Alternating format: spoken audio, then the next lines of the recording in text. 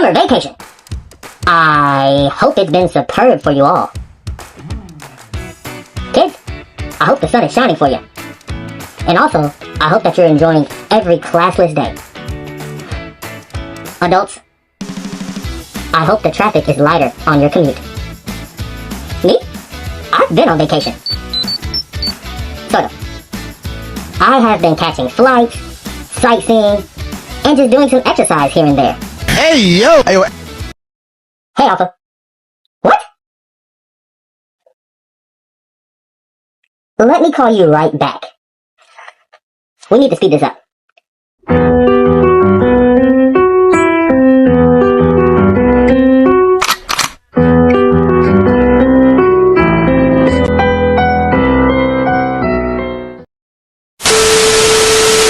This is Rusty Griswold. He is an A1 pilot. Top flight flyer. You took us up to 60,000 feet! What are you doing? Oh wait, I'm sorry. That's Rusty Griswold. And he is an A1 pilot. Top flight flyer. And yet, he is still just a boring dude with a boring cool dude job who is constantly bullied into submission by a cool dude. He drives his boring little car to his boring house in his boring neighborhood and walks through his boring door to see his boring family.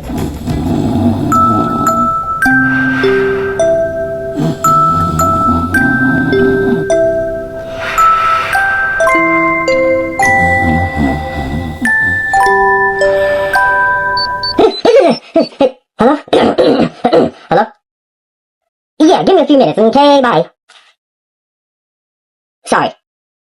Honestly, he seems like a hard-working man who provides a nice, cushy life for himself and his family. And his wife, Debbie, who just loves her life, and her husband, and she even loves the special trip they take every year to their cabin in Sheboygan, Michigan. Boys call it Sheboygan, Michigan. Well, excuse me. If you want some excitement, you can take yourself to the movies. Rusty just heard how bored his wife is, and then later on that night, he sees how bored his wife is. But see, here is the real culprit. She has been talking this whole time about how she has been to Paris with her family and how amazing it's been. Of course she's going to compare.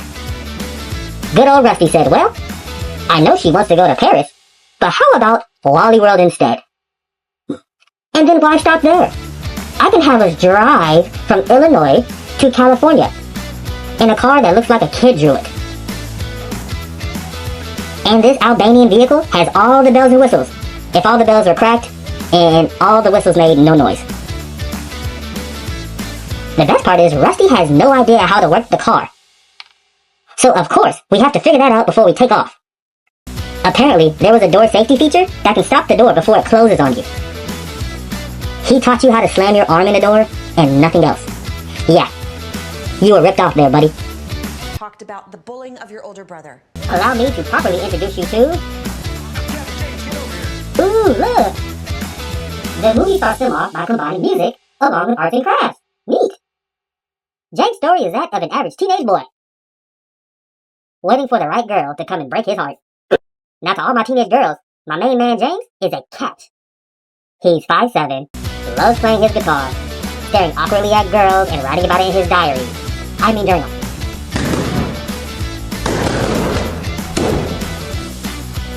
And then there is Kevin.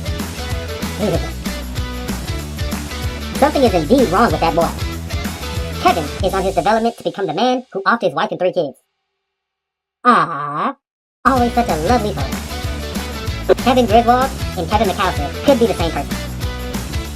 If McAllister was impulsive and he cussed more. Was in my Whoa, hey. This is some bullshit right here. Don't say weird shit. What the hell is that? Kevin.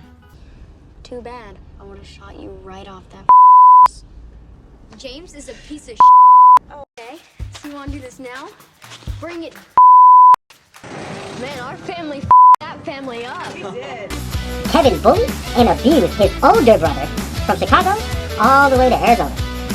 But that isn't all. They took a bath in a watery grave, watched their mom catch a hangover in real time, saw a person fall to his death after after nearly barely escaping theirs, and saw their uncle see the fear of a pussy deal. Oh, and also they saw him hit on their mom. Some therapy may be needed. Noted. This, unfortunately, was also the time Kevin found out that a plastic bag was his greatest weapon. The first time was a discovery. The second time was for further research. Keep him from every store where they give you a bag. I sent him to Costco shopping only. You don't get to strangle anyone, but at least you get the free samples in, right? Through all this adversity, James decided to rise up and push back against his 12-year-old bully. And it was all because of the feminine presence. He couldn't just get punked like that with the girls watching. Really makes the testosterone take it up a notch. He even used some of the tactics his dad taught him. Those are alternative moves for sure, but it left Kevin in a fetal position, so maybe he should have taken some advice from his mom. And speaking of mom... Oh, hold up. Hello? Mom? How'd you get this number? No, I am not watching the news right now. I'm actually in the middle of something. Angel Grove is under attack? Okay, let me finish this up. Speaking of moms... Like a legend at Tri-Pie. Your Debbie do anything. Debbie, do anything. They said Deborah can do what? Okay, anything. That is what I thought you said. Currently, she finds herself in a crisis. An unsatisfactory trip and an unsatisfactory marriage. Truthfully, the trip is unsatisfactory because the marriage is unsatisfactory, and the marriage is unsatisfactory because she does not respect Rusty at all. She finds him, what's the word? I said it earlier. Oh yeah, boring. The conversation is boring. The sex is boring. She even clocked his sex card. Knew what he was doing without even turning around. You know it's bad when she starts to catch her initiation routine. She is not happy with this man. That's probably why she slammed the door on his own twice. One was for not taking her to Paris. The other was for the fact that the place they were going to was nothing like Paris. She fails to respect Rusty because he is a timid man, a pushover. She finds him weak. And she sees his weakness on a weekly basis. Which is crazy for her to even think because she is just as much as a pushover as he is. She didn't even want to go on this trip, and she agreed to it anyway. Actually, you know what? This entire family is a pushover, except for the men. Throughout the entire movie, she constantly sees her man standing next to who she thinks are better men. She even flirts with her husband's sister's husband in front of him. And as the trip gets worse and worse, she begins to hate him even more. She even takes a nap to dream about the mailman. Yes, it is safe to say that she was super bored on this trip. Except for when she got to visit her alma mater, Memphis State College. Seems like an easy nostalgic visit until... You're like a legend at Tri-Pie. Your Debbie do anything. Debbie do anything? Yeah, that's me. You're probably wondering how I ended up in this situation. The college girls around her were honored. Honored, I tell you. They loved her devotion, her dedication to the game. Literally blazing, and we all even find out that she was a legend. And she invented a drunk obstacle course for charity and ran it in record time. But Debbie was trying to keep the past in the past. She can't have Rusty know that she's settled, am I right? But then the girl started to doubt if she even was Debbie do anything. Mari, break out. Shouldn't even be here. Be gone. Wanna be? Be gone. Oh yeah, that's when the Debbie demons go up. She decided that she was not about to let these pussycats tell the lioness what she can do and not do. She took off her mom hat, said she's going to obliterate the thug run, walked up there confidently. You ain't down a cold one with the girls. Only throw her up, and she got hit by every obstacle course. Then, during a hangover and a concussion, what does her husband do? Begins to sing obnoxiously. Who wants to hear that when they're drunk? I wouldn't know. I'm a Power Ranger, and we never drink. Especially on duty. This is water. And to cap it all off, she has been secretly reading the book about how to resuscitate her dying marriage. Woo! Rusty, I know you feel that gut punch. But she received an awakening from Rusty's parents. That the man she secretly wants is a fairy tale. You know, because it turns out he was doing his own wife dirty. So she manages to see the light and begins to repair her relationship with... If Vin Diesel can do it, so can I. This guy doesn't really need an introduction. I told you who he was at the beginning. This whole movie has been about him measuring up to these guys. Take these 3 guys in the movie. He doesn't exactly stand tall with them. And the truth is, they were just better men. Longer money, better relationships with their kids, bigger houses, bigger dick. Because of his demeanor, he has a son who doesn't respect him. A son who probably wants to be just like him when he grows up. And a wife who secretly knows the grass is greener almost anywhere else. He heard her talk and thought to himself, nah, that can't be. Let's go take a look and see how she feels. Then he saw a downhill spiral of continuous torment.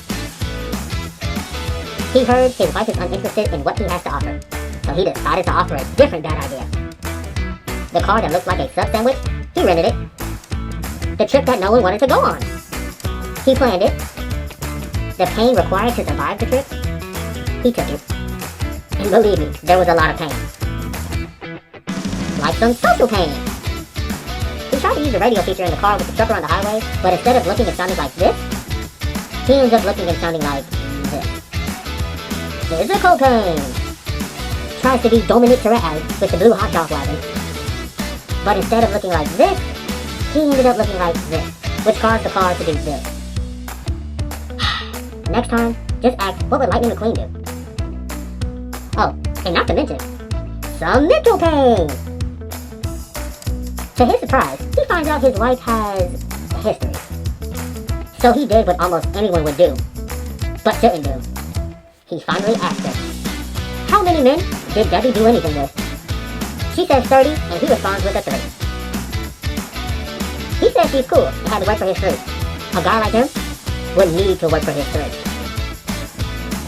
And then he had to hear up close and personal that he is horrible in bed. Said it was lame. Something men can always feel.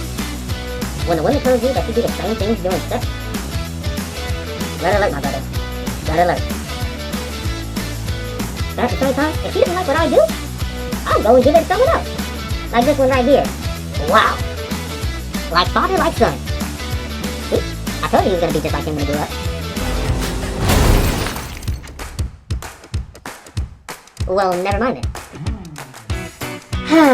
Emotional pain. This is the moment that should have ended the movie. Now Deborah is just sitting there basically flashing her goodies with her eyes in front of her man. And all that winking he doing? He is low-key thanking Rusty in his dance for allowing him to crack his wife. So he knows that there's nothing he can do. Mind you, this is after he finds out that he is married to Debbie Do Anything. Look at Rusty sitting there looking like he's just trying to get a thumbs up for dad. Your children are here, man! Get up! At this point, you already lost a wife. Go ahead and take the ring off. Go home via your dingling-shaped car with the dingling graffiti so your wife and kids can move into his house. Shameful, really. Your wife and kids calling me daddy. Hello? I can't go save the day. Then who's going to save this man from himself? Where was I? Financial pain. Destroyed the car, which means no security deposit, which means money out the window. The trip itself cost an arm and a leg by gas alone. The car had 2 gas tanks and still fit more than if it just had 1. And lastly, this entire trip, his masculinity was tested, and he failed every test on this voyage. Leads them into a disgusting spring, got robbed, and had to pull up to the opposition house looking like you all were selling it. Tried to prove he was more than a cuckold, which led to him killing a cow. We went whitewater rafting with the man before checking his medical records. The guy got 1 breakup phone call and decided to plummet to his death. Why do we have to die because you could not keep your girl happy? So how would Rusty know to ask that? He just found out his girl's unhappy. His wife had enough at this point, and so did he. The family was complaining that they did not want to be on this trip. Well, he was so done with trying to be optimistic, he kind of snapped on it. He was aiming for this, but he ended up being this. He also cut his losses and decided it was time to go home. He had to catch a ride from a weirdo trucker to get to his father's Airbnb, where he discovers that his wife was on the verge of pulling the plug on his marriage. But as I stated in the previous story, he saw the grass wasn't green on the other side. dad motivated him to progress on from Wally World. And they finally make it! But as soon as it seemed copacetic, Excuse us. But someone tried to ruin the day. Now Rusty has built some character onto it, so he decided to. It started with him, and it ends with him. After having enough on this trip, his kids being crazy, and his wife hating every move he makes, he crashes out. Sometimes a man has to do what a man has to do. And that was taking a page out of the second Bourne's book.